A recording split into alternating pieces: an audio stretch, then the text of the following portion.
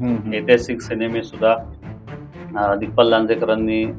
पहिला सिनेमा काढला, मग त्यांचेच 2-3 आले, मग त्यांचे बघून अजून दुसऱ्या दिग्दर्शकाने सुरुवात केली, परत अजून दुसरे आले, मग चिन्मय मांडलेकरचा आला, मग सुबोध भावेंचा आला, मग प्रवीण तरडेंचा आला, पण नाही ते लोकांनी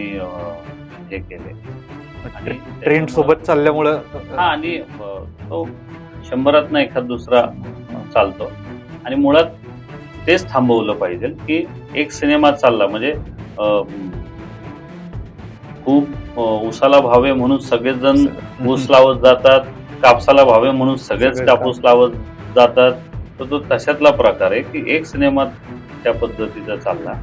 तर आपल्या निर्मात्यांना आणि दिग्दर्शकांना तेच वाटतं, आपले लेखक पण जरा जास्तीचे काही हुशार आहेत की ते त्याच पद्धतीची स्टोरी करतात, बिचाऱ्या समोरच्या निर्मात्यांना खूप मिसगाईड करतात. दिग्दर्शक पण असे काही आहेत की जे सर मग तो सिनेमा झाल्या मग आपल्याला पण असं करता येईल आणि आपण पण असं करू असं म्हणून